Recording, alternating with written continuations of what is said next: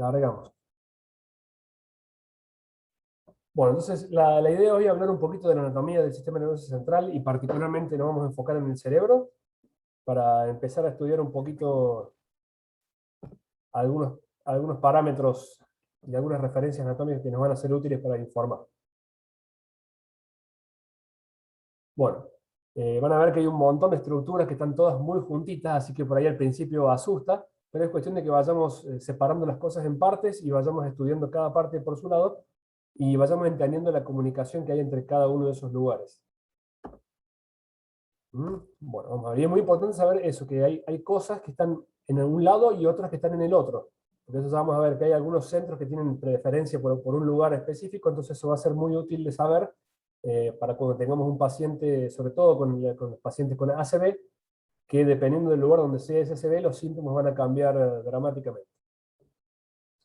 Bueno, entonces rápidamente tenemos los lóbulos, el frontal, parietal, occipital y temporal, que eso es muy fácil, y después lo que vamos a tratar de dilucidar es irnos un poquito más adentro de cada uno de esos lóbulos, porque esto digamos es lo que ustedes todos ya saben, pero ahora vamos a tratar de ser un poquito más finos y más precisos.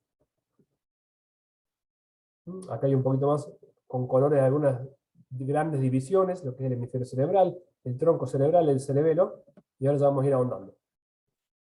No nos vamos a detener tanto en esto para no perder, entonces vamos a empezar a profundizar.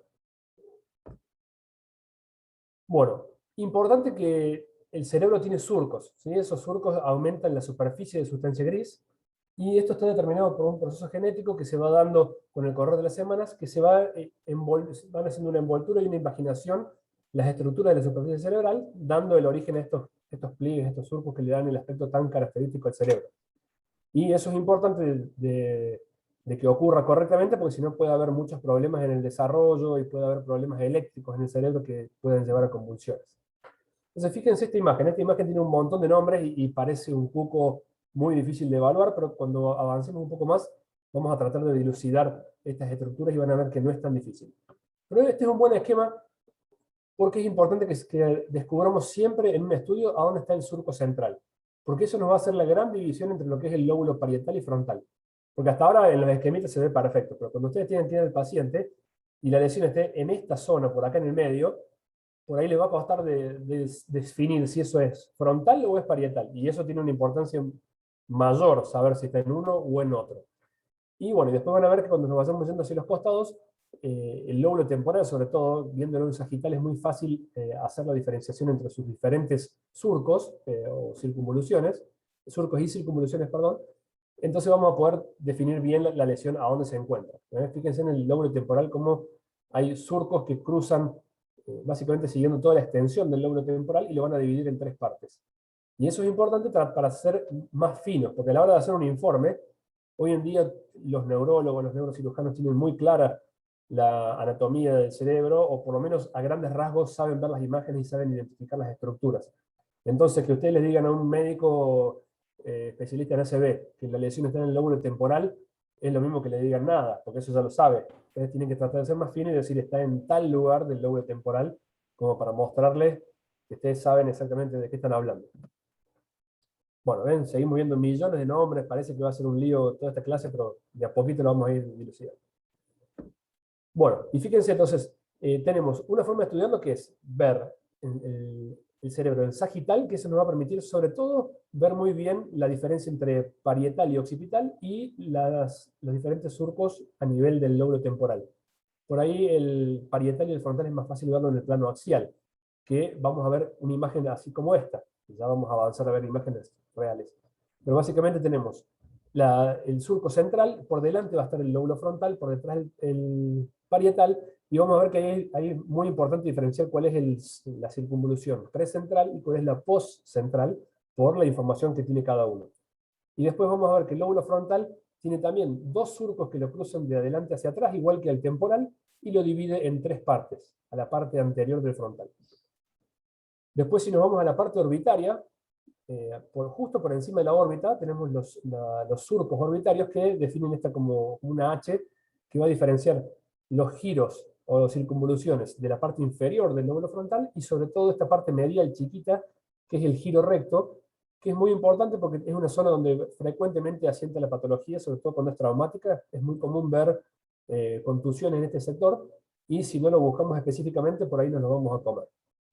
Entonces, bueno, primer punto, ¿cómo hacemos para diferenciar el surco, digamos, frontal y parietal? Hay que identificar al surco central, que yo les decía recién.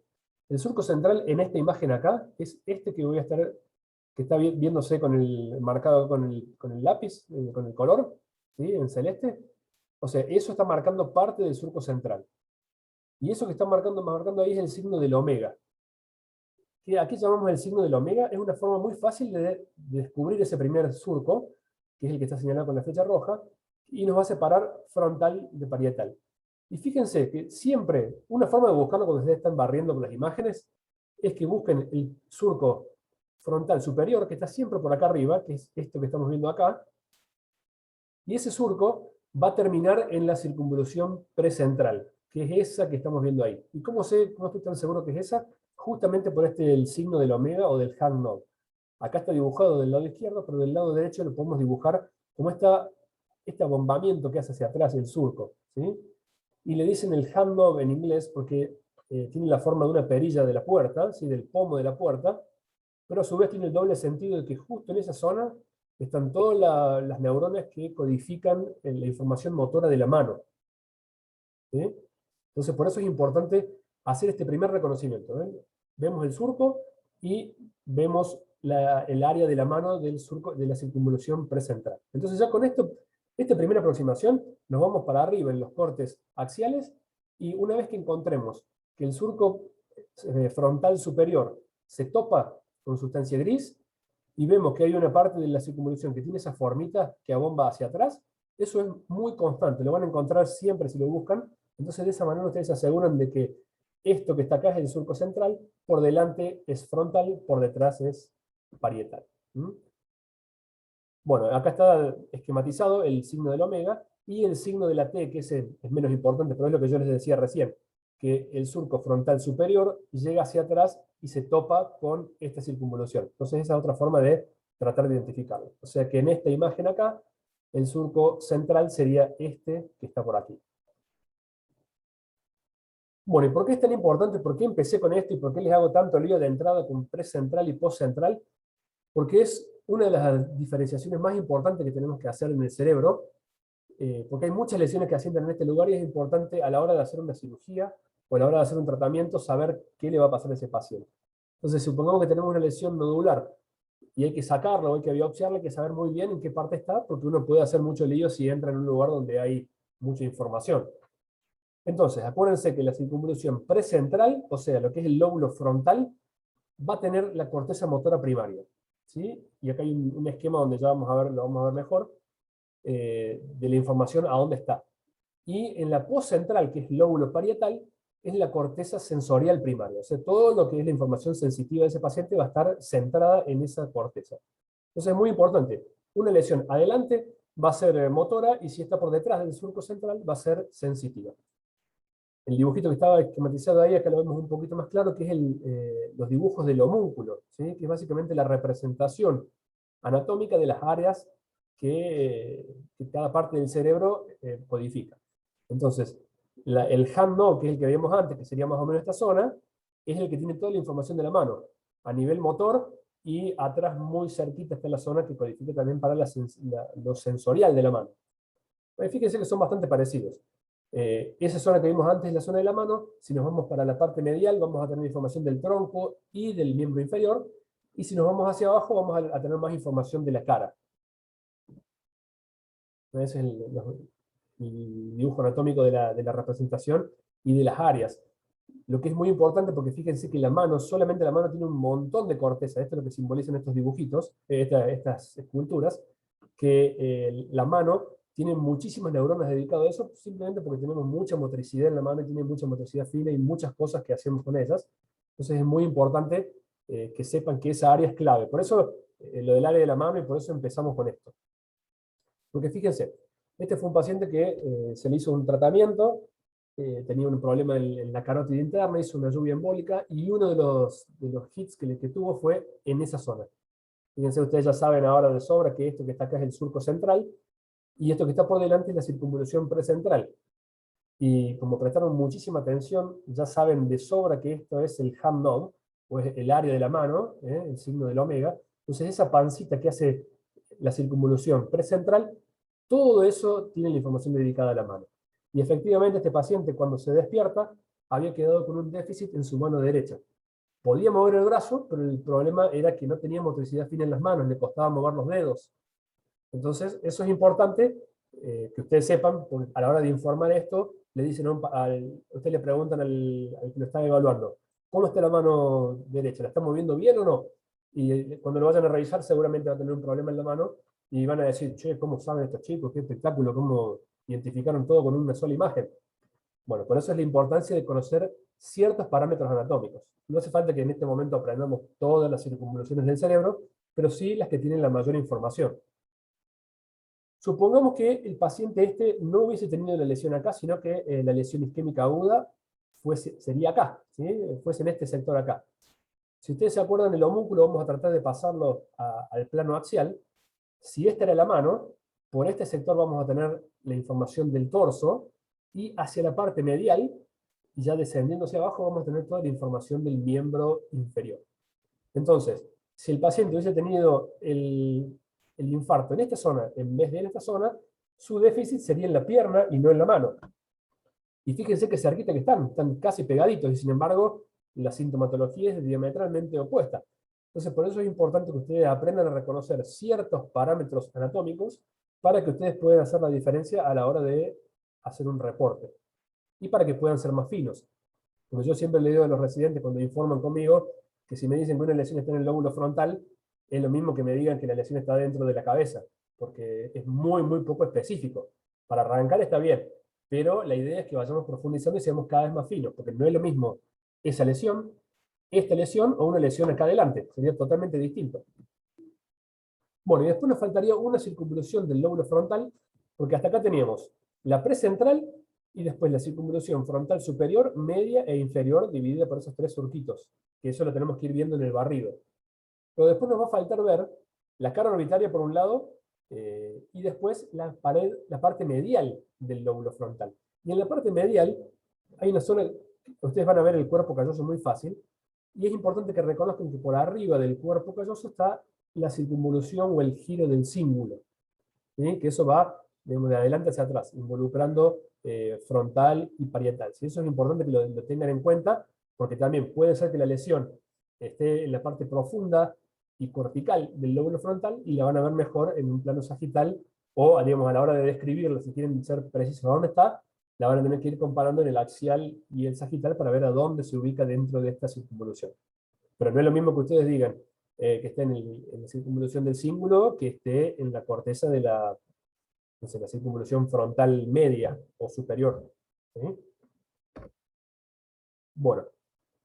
Y después hay una cosita que es importante también, que es en la parte lateral del lóbulo frontal, que es cuando el lóbulo frontal llega a la zona de la cisura de Silvio. ¿Sí? Ustedes van a ver por ahí en algunos lados lo describen, que las zonas que rodean la circunvolución, la cisura de Silvio, son las áreas operculares. Entonces por ahí van a leer que ahí está el opérculo frontal, el opérculo parietal y el opérculo temporal. Pero sobre todo es muy común leer por ahí sobre el opérculo frontal, que es básicamente el sector inferior y posterior del lóbulo frontal, ¿sí? Que va a estar muy cerquita del lóbulo parietal, y en esa zona es importante porque se encuentra el área de Broca. Y después, si nos vamos a la circunvolución temporal superior, en la parte posterior, tenemos el área de Wernicke. Por ahí las otras no le vamos a dar tanta bolilla en este momento. Pero si tenemos el área de Broca y el área de Wernicke, en estos dos sectores tenemos las dos grandes áreas del aula, si ustedes se acuerdan de la facu por ahí cuando estudiaron anatomía funcional. En el área de Broca tenemos todo lo que es la parte motora del aula, y en la de Wernicke toda la parte sensorial. Entonces, una lesión que afecte selectivamente una u otra nos va a dar una afasia selectiva, ya sea motor o sensorial, de acuerdo a dónde esté afectando la lesión. Pero acuérdense también que todo está comunicado en el cerebro, entonces hay fascículos que comunican el área de Broca con la de Wernicke, y eso por ahí puede darnos algunas lesiones que alteren la comunicación entre las dos, y tengamos una afasia mixta, ¿sí? Una afasia de comunicación entre esas dos zonas. Bueno, Esto era un poquito lo que vimos antes del surco frontal, por ahí nos vamos a pasar un poquito de esto para no ser tranquilos.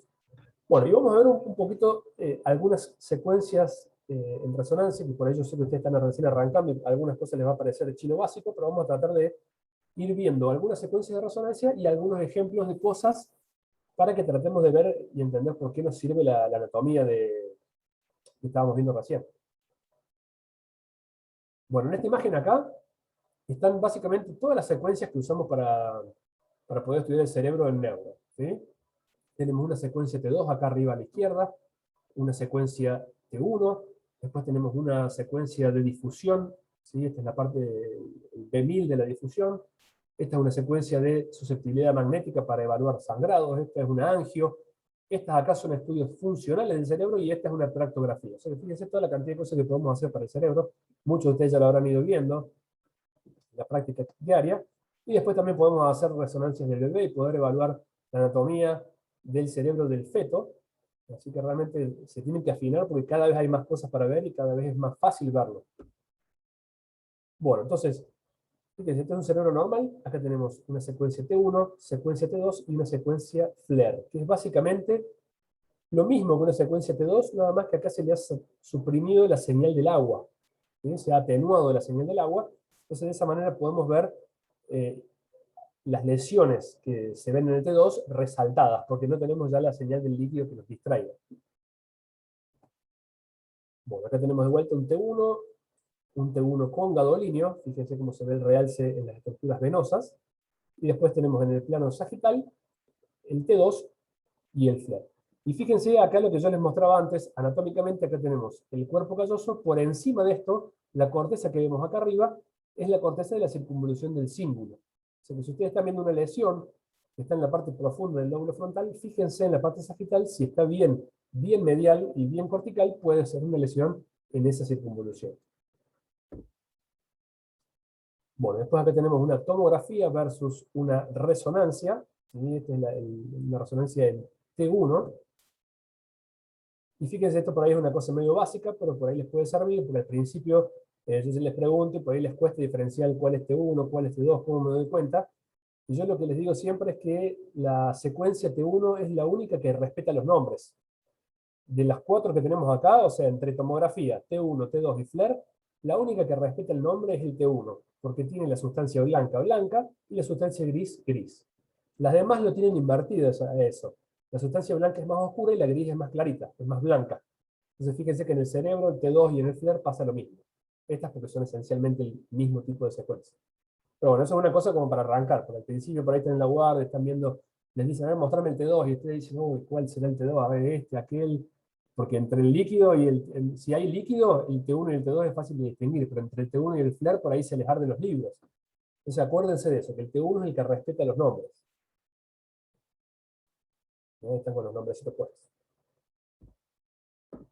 Bueno, entonces vamos a ir haciendo un poquito de repaso anatómico de cosas, de estructuras básicas del cerebro y después vamos a repasar con algunos casos dónde están las lesiones.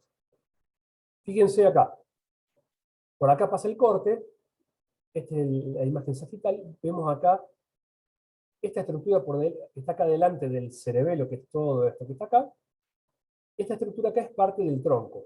Y vamos a ir viendo que, se acordaron muy bien que acá tenemos la médula, acá tenemos el bulbo, la protuberancia y el mesencéfalo. ¿Sí? Entonces vamos a ver.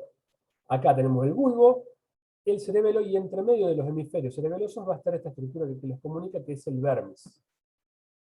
Si subimos un poquito más, acá tenemos la protuberancia. O sea, esto que está acá es la protuberancia, y esto acá son los hemisferios cerebelosos. ¿Y cómo nos damos cuenta que esta es la protuberancia? Una forma fácil, primero porque van a ver que es más grande. Si lo ven acá en el sagital no hay muchas dudas, es la estructura que protruye. Pero una forma de darse cuenta acá en el axial es que la protuberancia es la que tiene los pedúnculos más grandes.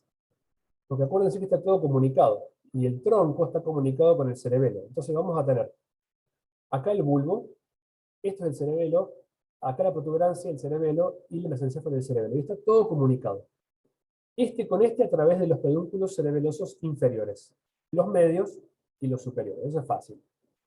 Ahora, después verlo en las imágenes no es tan fácil, porque el único que se ve fácil es el pedúnculo cerebeloso medio, que es este que está acá. Y fíjense lo grande que es. Entonces, al ser tan grande, es un lugar donde puede asentar patología. Entonces, también está bueno que ustedes reconozcan que esta estructura no es lo mismo que la protuberancia ni el cerebelo, sino que es la comunicación entre los dos. Porque también eso puede ayudar a que ustedes sean más precisos en la descripción de las lesiones. Porque no es lo mismo una lesión dentro de la protuberancia que en la parte posterior del pedúnculo cerebeloso medio. ¿Sí? Y por detrás de la protuberancia vamos a tener esto que está acá, que es el cuarto ventrículo. Bueno, subimos un poquito más, tenemos el mesencéfalo. Fíjense que acá el mesencéfalo, si volvemos para atrás, el mesencéfalo es este, pero incluye también esta parte que está acá. ¿Sí? Acá parece que está dividido, pero en realidad es simplemente porque en este corte agarramos al acueducto cerebral. ¿Sí? Entonces, en realidad el mesencéfalo es todo esto que está acá. Si vamos a subir, acá vemos, eso que está como separadito en la imagen sagital, es esto que está acá. ¿Sí? La parte tectal del mesencéfalo. Y después el mesencéfalo hacia adelante tiene dos estructuras grandes que comunican el tronco con el cerebro. Entonces, teníamos los pedúnculos cerebelosos inferior, medio y superior, y acá tenemos los pedúnculos cerebrales que van a comunicar al tronco con el cerebro. También, estructuras muy importantes porque toda la información que viene de arriba va a bajar por acá. Entonces, es muy importante que cuando vayan a hablar del tronco, traten de ser lo más precisos que puedan en la localización de la lesión. Porque no es lo mismo que digan una lesión en el mesencéfalo a que digan una lesión en la placa tectal o en la parte anterior del pedúnculo del pedúnculo cerebral izquierdo, por ejemplo. Va a cambiar mucho la clínica de ese paciente. Bueno, seguimos subiendo un poquito más. Esta imagen es una imagen clásica que siempre se pregunta en anatomía de la facu, que es para identificar las estructuras del cerebro, los núcleos grises. Eso es muy importante que los conozcan bien y al dedillo, porque, por ejemplo, es muy común que en un paciente añoso que haya sufrido algún infarto en alguno de los núcleos grises. Entonces es importante que los identifiquen bien para poder describir que el paciente tuvo un infarto lacunar crónico en tal o cual lugar. Entonces, esto que tenemos acá es la cabeza del núcleo caudado. Esto que tenemos acá es la cabeza del otro núcleo caudado. Este triangulito que está acá es el núcleo lenticular, que tiene dos partes, el lobo pálido y el putamen. Y después en esta parte de acá al medio, esta estructura ovoidea, es el tálamo. ¿Sí? Tálamo izquierdo, tálamo derecho, comunicados entre sí por la masa intermedia, que acá se la está viendo. Y después, entre el tálamo y los dos núcleos que mencioné recién, tenemos la cápsula interna. Otra cosa que es muy importante que conozcan bien, y que a la hora de describir, ustedes traten de diferenciar si la lesión está en el núcleo lenticular, está en el tálamo o está en la cápsula, o si compromete a ambos, porque no es lo mismo una lesión en la cápsula interna que una lesión en la parte posterior del tálamo. Ya vamos a ver que cuando vayan bajando las fibras nerviosas, se van empaquetando y van a pasar todas desde la convexidad del cerebro hacia abajo, se empaquetan en la cápsula interna. Y van a ver que toda la información de los haces córtico-espinales, o sea, toda la información motora va en el brazo posterior. Entonces, una pequeña lesión en el brazo posterior puede dejar directamente al paciente hemipléjico. Y una lesión enorme en la parte anterior del lóbulo frontal puede no tener ninguna importancia.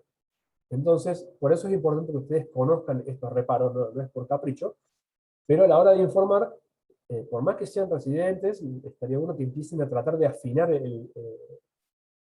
la puntería cuando van a hacer la descripción de los hallazgos. Bueno, en esta imagen acá tenemos otra cosa más. Si ustedes se fijan en el sagital, este corte está pasando por el medio del cuerpo calloso, ¿sí? Entonces fíjense que en esta imagen acá se ve clarito cuál es la parte anterior y la parte posterior del cuerpo calloso. Y eso es básicamente el puente que une un hemisferio con el otro. De vuelta, estamos conectados, entonces un lado con el otro. ¿Ven? Son haces de sustancia blanca que comunican un hemisferio con el otro. Esta parte de acá atrás es el esplenio del cuerpo calloso y acá adelante tenemos el genu del cuerpo calloso. Bueno, acá estamos viendo la cabeza del núcleo caudado señalada con un poquito de color que no se nota demasiado, la verdad, que lo voy a tener que cambiar. Y acá atrás hay otra parte más, porque en realidad el núcleo caudado tiene esto acá que es la cabeza, y si tiene una cabeza va a tener una cola. Entonces, acuérdense ustedes que el núcleo caudado tiene una forma muy parecida a lo que es el cuerpo calloso que veíamos acá. Tiene una disposición similar. Entonces, así como acá vemos la parte anterior y la parte posterior, con el núcleo caudado nos pasa lo mismo. Agarramos la cabeza que está acá, hace toda la vueltita por arriba y la cola termina por acá abajo. La cola Generalmente es muy difícil de ver, es muy chiquita y no tiene asiento de mucha patología porque es una cosa ínfima. Pero bueno, ustedes sepan que está en ese sector ahí, por delante de los atrios ventriculares. Acá se ve bien la morfología que tiene el núcleo caudado, ¿sí? Para que ustedes sepan cómo verlo. Y acá estamos haciendo un corte que básicamente agarra la cabeza y la cola. Bueno, si nos vamos un poquito más arriba, este es un corte donde vemos bien la parte central, el cuerpo de los ventrículos laterales. Vemos un montón de sustancia blanca, porque acá bueno, es una de las zonas donde más sustancia blanca vemos, que es básicamente la sustancia blanca periventricular y subcortical de los lóbulos frontal y parietal de ambos lados, ¿sí? Ya en este corte ya no tenemos occipital, fíjense que ya lo pasamos. Estamos viendo todo frontal y parietal. ¿Cuál es cuál? Es difícil acá, tenemos que irnos más arriba para eso. Ahí se ve, eso que se ve, esa banda de sustancia gris, es lo que nos faltaba ver del cuerpo calloso, es el cuerpo, perdón, lo que nos faltaba ver del núcleo caudado, perdón, es el cuerpo del núcleo caudado. ¿Sí? Y bueno, si nos vamos un poquito más arriba, acá podemos poner en práctica lo que vimos antes. Fíjense cuál es frontal y cuál es parietal. Voy a tratar de buscar primero que el surco central suele ser bastante grande, pero no solo me voy a quedar con eso. Voy a ver, acá hay un surco, acá hay una parte que protruye hacia atrás del cerebro. Tiene forma de un picaporte redondito de la puerta. Acá tenemos una circunvolución que llega y choca con esto. Bueno, todas las cosas dan para que esto sea el surco central y que por delante de esto tengamos a la circunvolución precentral, ¿sí? Entonces, de acá para adelante es frontal, de acá para atrás es parietal. Fíjense que en este corte lo que más vemos es el lóbulo frontal, vemos poquito del parietal. Y por ahí uno a veces tiende a pensar que esto está más mitad y mitad, y no suele ser así, si está cortado de esta manera. Bueno, ahí está marcado el surco central con un poquito de color. Bueno, y acá tenemos dibujado el cuerpo calloso con sus diferentes partes para que las conozcan, porque también es importante que a la hora de informar una lesión de cuerpo calloso sean precisos en su descripción. Entonces, la parte que termina acá en punta, la parte inferior, es el rostrum. La parte anterior que vimos recién en la imagen axial es el genu. Después tenemos el tronco o el cuerpo del cuerpo calloso, y después la parte posterior que es el esplenio. Y es importante también que lo vayan describiendo porque no es lo mismo una lesión acá que acá adelante. Hay algunas lesiones que son específicas, de hecho hay artículos escritos específicamente de lesiones en el esplenio del cuerpo calloso, porque tienen sus particularidades. Por eso es importante que sepan, también no es un capricho que lo vamos a dividir en partes porque nos queremos hacer los que sabemos mucho, es simplemente porque cada estructura tiene su patología diferente, su funcionamiento diferente. Bueno, y acá abajo tenemos en colores la separación del tronco. Fíjense, este es la médula espinal, ¿sí? El cordón medular, que es tal a partir de el foramen magno, ¿sí? Por debajo del foramen magno, el tronco pasa a ser médula espinal. Y por arriba de eso tenemos el bulbo, la protuberancia y el mesencéfalo, como vimos recién. Después, otras estructuras importantes, fíjense esta estructura que está acá, que por ahí al principio es fácil de identificar, pero por ahí al principio les cuesta ver qué está pasando acá. Esto que está acá es la glándula hipófisis. Y podrán ver que estoy señalando todo, ¿no? Esto que está acá y esto que está acá adelante. Porque si se acuerdan ustedes, la hipófisis tiene dos partes. Tenemos la adenohipófisis y la neurohipófisis. Son dos cosas distintas dentro del mismo órgano. Y son distintas porque tienen funciones diferentes, manejan procesos hormonales diferentes. Y sobre todo van a ver que tienen una señal diferente, particularmente en esta secuencia acá, que si prestaron atención ya saben todos que esto es un... ¿Me dejo que piensen un ratito? Muy bien, es un T1, porque la sustancia blanca es blanca. ¿Sí? Fíjense, el cuerpo calloso, que es esencialmente todos haces de sustancia blanca que cruzan de un lado al otro, es blanco. Entonces en el T1, que es una secuencia de resonancia en la cual, ya cuando entran un poco más en resonancia van a ver que la grasa se ve muy brillante, ¿sí? Muy hiperintensa en el T1. Y por eso la sustancia blanca se la ve más blanca, o sea, porque la sustancia blanca es esencialmente axones con mielina, y la mielina es una sustancia grasa. Entonces tiene alta señal y por eso el T1 es el que se destaca comparado con el resto.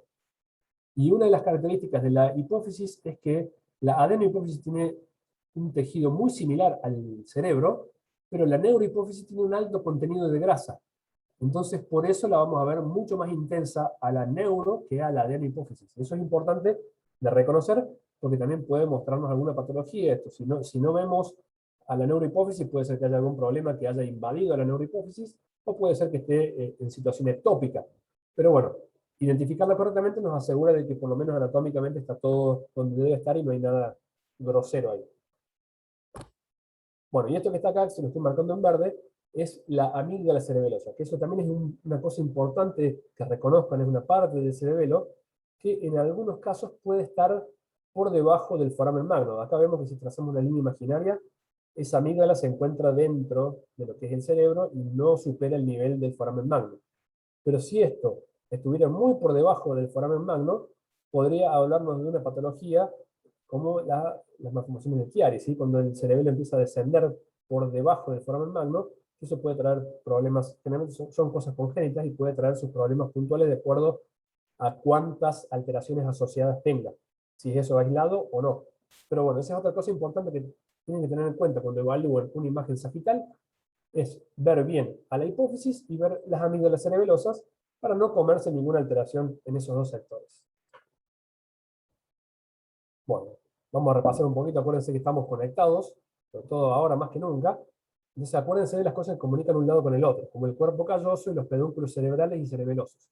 Y está bueno que lo usen eso para cuando hagan los informes, que usen esta información, que hasta ahora capaz que les tiré demasiada información, pero me parece que algo va a ir entrando. Fíjense, esta es una imagen que les mostré al principio, que es una tractografía. La tractografía es esencialmente una secuencia que está basada, es muy, digamos, su principio básico es muy parecido a lo que se hace con la difusión, que es esa secuencia que usamos para los infartos, en la cual básicamente vamos a ver cómo se mueven las moléculas de agua entre los haces axonales, digamos. Entonces, de acuerdo a eso, podemos reconstruir esos axones y ver su dirección. En este caso, es un estudio experimental hecho con muchísimos canales, una adquisición muy buena, pero vemos cómo están todas las fibras axonales dispuestas en el cerebro. Y acá, justo en el color rojo, estamos marcando las fibras que comunican un hemisferio con el otro. ¿Ven? Y es el puente ese que vemos que cruza de un lado al otro. Y después todo esto son todos los otros axones que van desde la parte superior de la convexidad frontoparietal bajando hacia abajo. Bueno, de vuelta el cuerpo calloso, acá lo tenemos otra vez. Una imagen que no les había mostrado es en la imagen coronal. Acá también tenemos el cuerpo calloso. Por ahí, si ustedes ven que el paciente tiene una lesión en el cuerpo calloso, está bueno que lo vean en los tres planos si pueden. Pero sobre todo en el sagital y en el coronal, porque esto les va a permitir ver, bueno, es en el cuerpo calloso, pero ¿a dónde? ¿Es en el medio del cuerpo calloso? ¿Es en la parte inferior? ¿En la parte superior?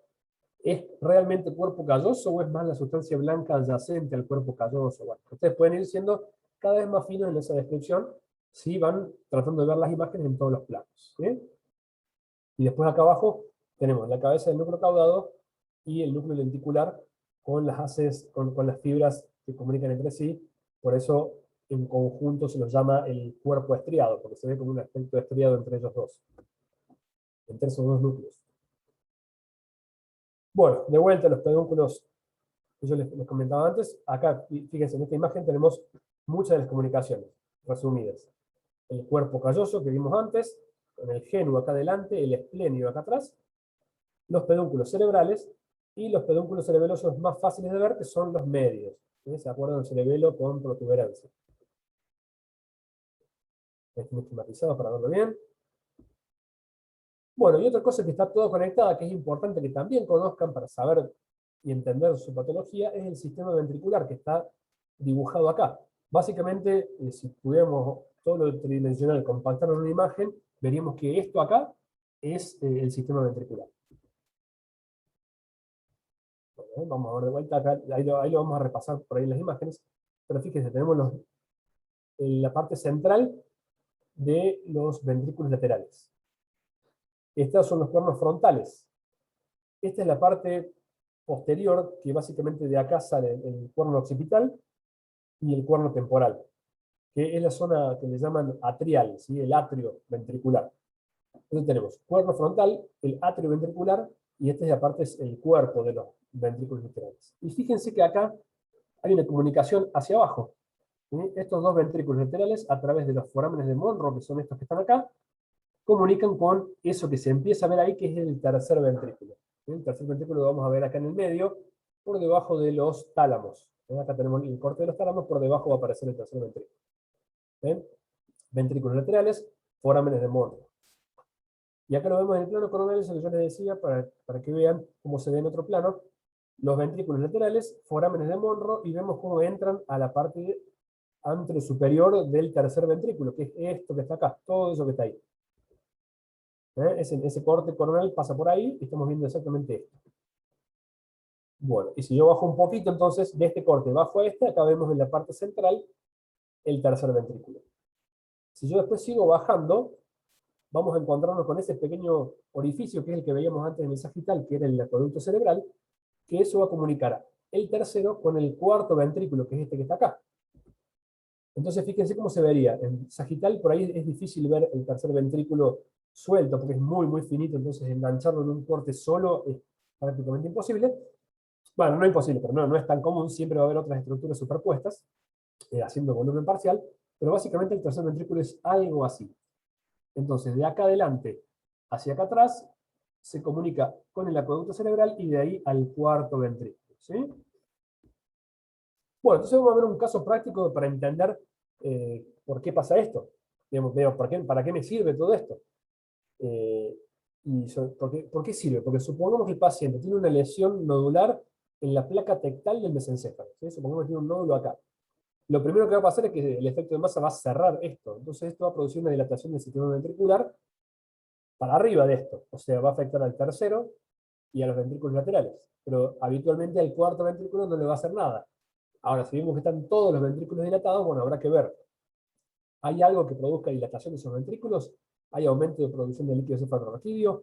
¿Hay hipertensión? ¿Hay alguna causa que produzca hipertensión generalizada? O puede ser que el paciente por ahí haya perdido mucha masa encefálica porque es un paciente añoso y por eso vemos todos los ventrículos medio prominentes. Bueno, entonces vamos a ver un ejemplo, un caso clínico acá. Fíjense, esta es una tomografía sin contraste, y esta es una tomografía, en realidad una angio-TAC que se hizo. Entonces acá lo que estamos viendo es, seguramente ya todos se dan cuenta que esto es un montón de sangre. ¿Sí? Sangre, sangre, sangre, sangre. Lo que tiene este paciente acá viendo el angio, esto que se ve acá, es un ovillito vascular lleno de contraste en fase arterial, ¿sí? Que esto es el nido de una malformación arteriovenosa. Es una MAV esto. Entonces este paciente tenía una MAV que sangró hacia el parénquima frontal izquierdo, y del parénquima frontal izquierdo se volcó al ventrículo lateral izquierdo. Y desde ahí se fue para todos lados, porque dijimos que estaba todo comunicado. Entonces, acá podemos ver bien la anatomía ventricular a través de este caso con un montón de sangre. ¿Ven? Ahí se ve, esta es la reconstrucción del angio, vemos el nido de la MAV acá. ¿Ven? Y una cosa que es muy común, por ahí excede a la parte anatómica, pero ya que estamos, vamos a charlar un poquito de esto, que es, cuando hay un nido de una MAV, o sea, en realidad, los aneurismas, acá hay señalado un aneurisma justamente, porque para que ustedes sepan, el aneurisma ocurre generalmente por una alteración del flujo, y se suele dar el aneurisma sacular por lo menos, se da en las bifurcaciones, porque es la zona donde la sangre choca, o sea que en realidad los aneurismas están generados por alguna alteración o alguna debilidad secundaria al flujo. Digamos, ahí tenemos dos cosas, la debilidad de ese vasito y a su vez el flujo que produce la alteración. Entonces ustedes siempre que vean que hay una arteria que está más grande que la otra, o que hay una zona que demande más flujo, hay más chances de que haya aneurismas, porque al haber más flujo hay más posibilidades de que se generen aneurismas en zonas de debilidad. Y si ustedes tienen una MAV, adentro de la MAV está lleno de vasitos displásicos, o sea que debilidad hay de sobra. Entonces no es raro que en una MAV haya aneurismas internos a ese nido. Y lo que ocurre es que por ahí ante algún cambio de presión, ese aneurisma se rompe y termina sangrando. Entonces esa es la causa de sangrado en las MAV. Otra causa es que por ahí aumente mucho la presión en las venas de drenaje y sangre en la vena, pero por lo general es muy común que sangre el nido, como en este caso. Bueno, me fui un poquito por las ramas, pero para clarificar un poquito eso. Bueno, y acá vemos en el sagital, entonces, que no les mentía recién que este es el tercer ventrículo. En este caso, obviamente, está todo ensanchado porque la sangre ocupa un espacio, genera presión y dilata los ventrículos. Pero básicamente tenemos los ventrículos laterales, que están pasando al tercer ventrículo, ¿sí? A través del foramen de Magno, de Monro, que no lo vemos tan bien acá. El tercer ventrículo, el acueducto cerebral y el cuarto ventrículo. ¿Ven cómo está todo comunicado? Ahora con esta anatomía lo pudieron ver bien, como hicimos un estudio contrastado naturalmente contrastado por la sangre para ver dónde están los ventrículos. Bueno, no sé si tenemos tiempo para un poquito más o si ya les sequé la cabeza, si quieren preguntar algo de esto. Por ahí haría una pequeña mención de algo de los vasos para que tengamos también en cuenta y si les parece seguimos un rato más. Si tienen alguna duda de lo que ya vimos, lo podemos hacer ahora si quieren. Y si no, sigo. Bueno, parece que no están con ganas de preguntar, así que sigo nomás. Bueno, rápidamente vamos a tratar de identificar algunas estructuras vasculares importantes que les va a servir a la hora también de hacer los informes, sobre todo cuando estén arrancando en la guardia. Importante que reconozcan algunos vasitos. Y vamos a tratar de ver si llegamos a hablar de la importancia de esos vasitos. Bueno, se acordarán muy bien del polígono de Willis. ¿Sí? Acuérdense que el polígono de Willis, la estructura que arranca desde abajo es la arteria carótida interna de ambos lados. La carótida interna se bifurca en la cerebral media y la cerebral anterior. Y después, hacia atrás, tenemos la arteria basilar que se bifurca en las cerebrales posteriores. Básicamente, esas son las estructuras del polígono de Willis. Ahora, para que sea polígono hay que cerrarlo. ¿Cómo lo cerramos? Con las arterias comunicantes. Entonces tenemos una que comunica a las dos cerebrales anteriores y tenemos dos que comunican a las carótidas internas con las arterias cerebrales posteriores. Entonces con eso cerramos el círculo. Bueno, acá hay un poquito para repasar, si tuviésemos tiempo lo haríamos por ahí, lo verbalizábamos, pero acá está esquematizado lo que hablamos recién. Bueno, ¿y por qué es importante que conozcamos las arterias? Porque sobre todo ahora la patología del stroke es cada vez más prevalente. No sé si es más prevalente, pero sí lo estamos pudiendo detectar más y ahora podemos intervenir. ¿Sí? Podemos realmente alterar el ciclo de la enfermedad. Entonces es muy importante que conozcamos la anatomía, que conozcamos los vasos y podamos hacer el diagnóstico precoz para poder tratar a estos pacientes lo más rápido posible y salvar lo máximo que se pueda del tejido cerebral. Entonces, bueno, acá estamos viendo una tomografía sin contraste, y acá pueden ver que en topografía de la arteria cerebral media hay una hiperdensidad, que es el famoso signo de la cuerda, cuando hay una hiperdensidad focal en algún vasito, o en el territorio esperable de un vasito, y después si hacemos la angio, muchas veces comprobamos que ahí está la obstrucción. Y efectivamente le hicimos la angio a este paciente y tenía una oclusión en el sector distal de la arteria cerebral media izquierda, que coincidía con ese signo de la cuerda. Bueno, entonces este paciente va a terminar siendo un infarto de la arteria cerebral media. Bueno, y esto es lo que yo quiero por ahí que se graben, que es importante, porque también a la hora de describir un infarto, que les va a pasar seguramente en la guardia que tengan que hablar de un infarto, está bueno que sean lo más precisos posibles del área donde está. O sea, por un lado, lo que vimos antes, tratar de definir alguna circunvolución, alguna área específica, si es frontal, es parietal, y después que traten de acuerdo al territorio, saber de cuál es la oclusión o cuál puede ser el vasito que está afectado. Bueno, fíjense, este paciente tiene una oclusión total de la arteria cerebral media derecha, y tiene muy poquitos vasitos colaterales. Entonces va a ser un infarto grande este paciente. Y yo siempre les digo a los residentes que los territorios arteriales del cerebro se cortan con regla. Esto parece que es un esquemita, pero no, es la realidad. La realidad pasa así. La cerebral anterior cubre de acá para acá y de acá para acá no se mete. Y la cerebral media, que es esto en amarillo acá, tiene todo ese territorio, pero para acá adelante no se mete. Y lo mismo con la cerebral posterior, que es lo verde que está acá atrás. Por ahí no nos vamos a enfocar tanto con esto hoy.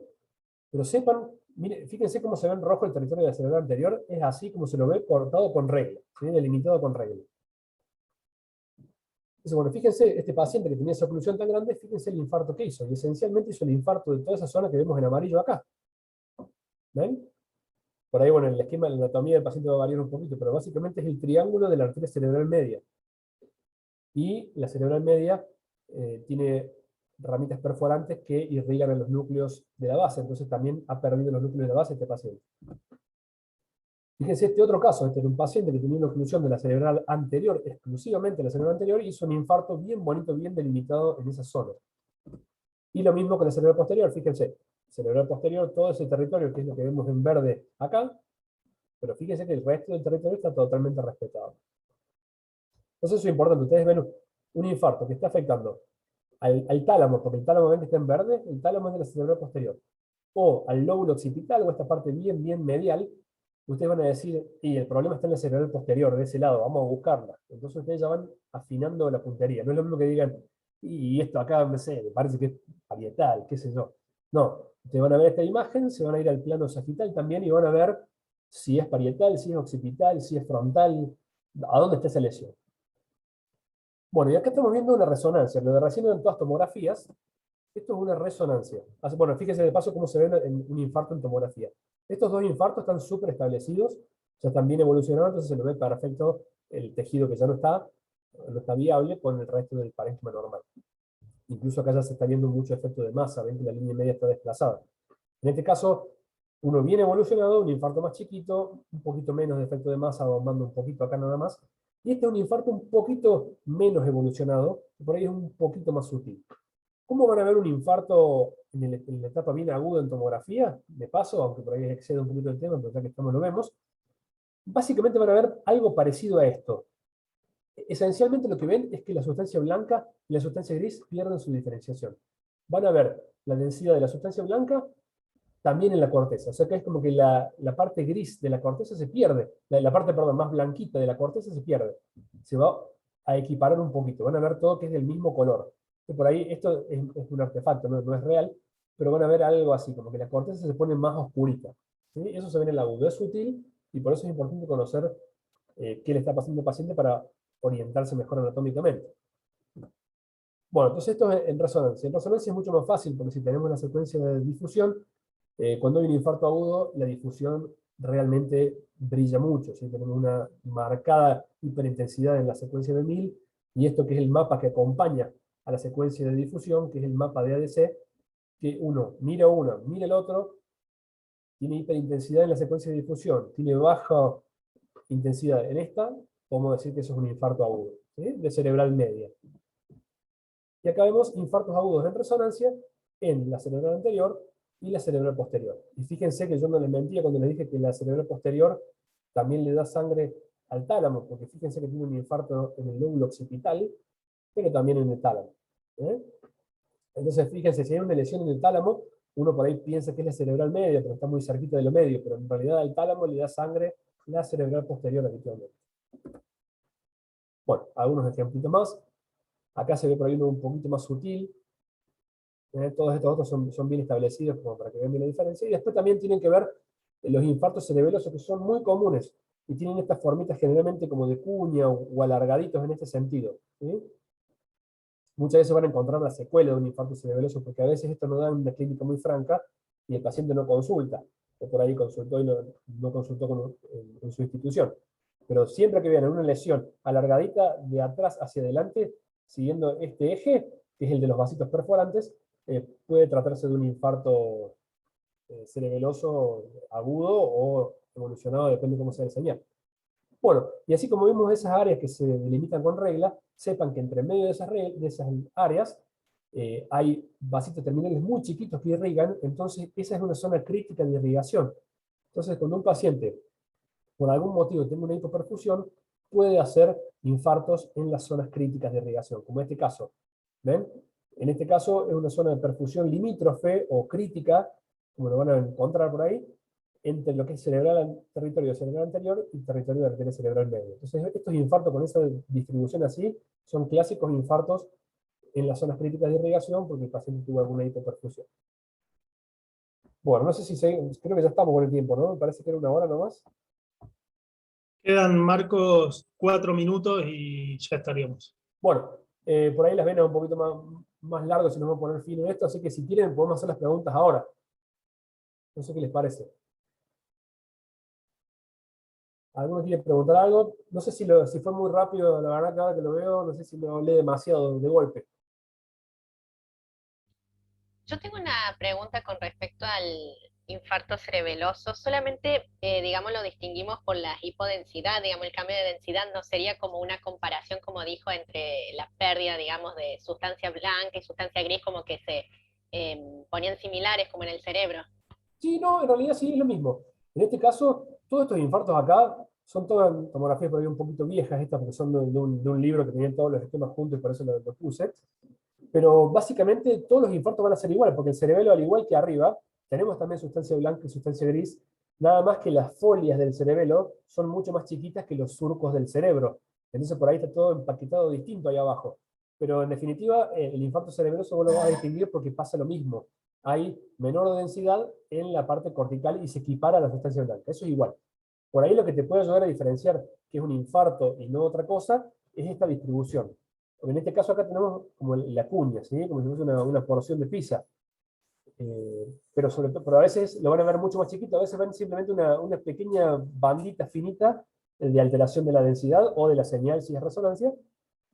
Pero bueno, yo le digo, por eso esa distribución es la que les puede ayudar a saber que los vasitos perforantes que entran desde acá para allá, por ahí pueden dar esas alteraciones. No sé si contesté la pregunta de Sofía. Sí, sí, sí. Genial, muchas gracias. No hay nada.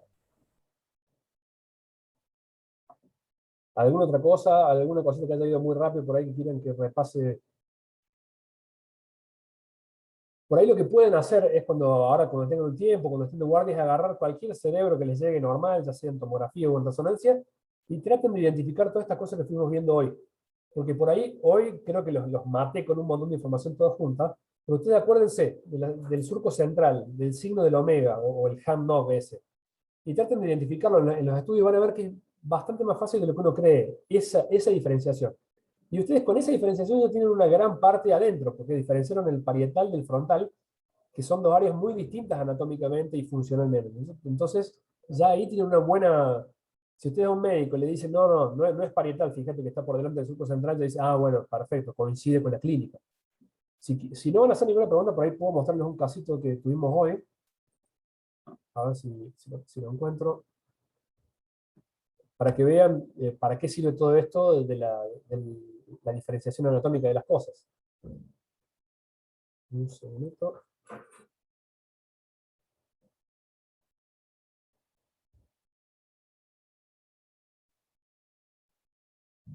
A ver si lo encuentro. Si quieren, vayan haciendo la pregunta.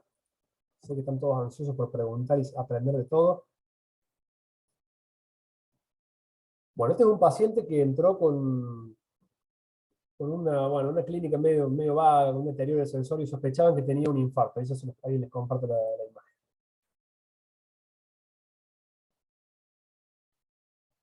¿Ahí ven la imagen? Sí, se ve. Bueno, es un paciente que entra con un deterioro del sensorio, no me acuerdo qué otro síntoma medio raro tenía, sospechaban que podía tener un infarto. Bueno, le hacemos la angio, esta es una angioresonancia, y vemos que básicamente estaban todas las ramas normales. Vemos que hay herramientas por todos lados, no vemos ningún déficit de señal, y le hacemos la secuencia de difusión, que ahí ya se las muestro, que es esta que está acá. No sé si todos saben resonancias, se han visto ya, pero básicamente la secuencia de difusión es una secuencia en la cual evaluamos el movimiento de las moléculas de agua. Y cuando hay un infarto, una de las cosas que pasa es que se altera el mecanismo de intercambio de agua entre la membrana, entre el intra y el extracelular, y a su vez eso hace que el agua se quede sin moverse en esa zona. A su vez se inflama las células, van pasando varias cosas que hacen que el agua le cueste moverse naturalmente como se mueven en otras partes del cerebro. Entonces lo que aparece es la restricción de la difusión del agua y nos termina dando un aumento marcado de la señal, que es lo que vimos en los ejemplos antes. Bueno, esencialmente una difusión normal, no tenía nada de este paciente, nada evidente. Pero me llaman de la terapia y me dijeron, che, no podemos repetir la difusión porque está muy sintomático y por las dudas que lo hayamos agarrado demasiado temprano y nos hayamos perdido algo porque por ahí no estaba en la evolución todavía. Y bueno, lo bajamos a las 3 horas, le hicimos otra vez la difusión y es el mismo paciente que vimos recién. Ahí lo vamos a ver. Y ahora de repente tiene esta alteración en la parte, bueno, en el hemisferio cerebral izquierdo. ¿Lo ven todos ahí? Entonces, está compartiendo. Sí. Sí, bien. Bueno, entonces de repente este paciente que no tenía nada antes, ahora sí vemos que tiene toda una restricción de la difusión. El tema es ver a dónde está esta restricción.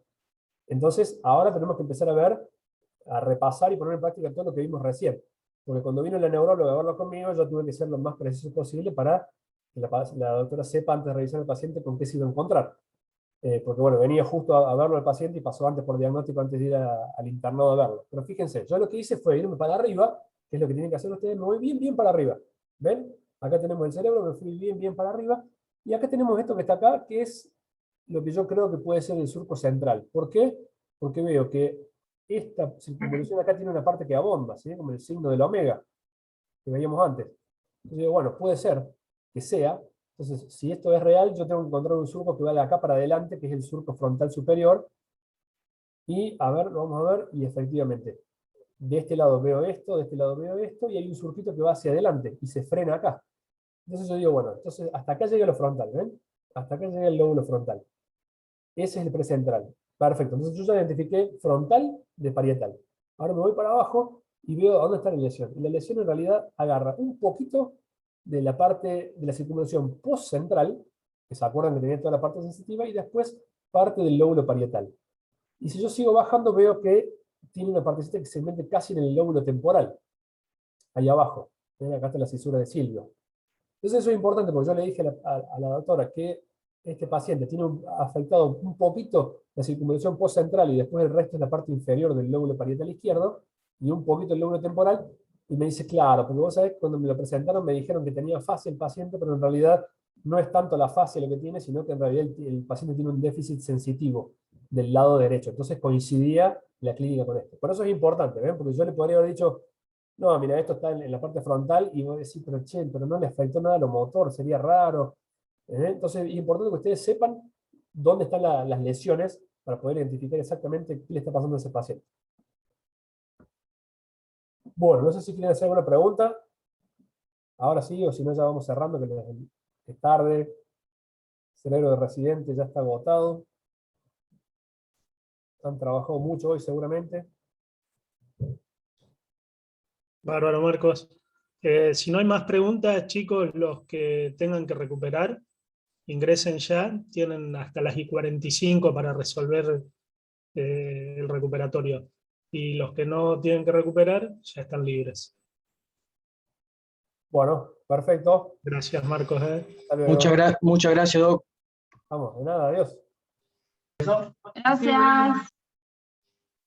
Me quedo un ratito por las dudas, no puedan entrar, chicos. O si pasa algo.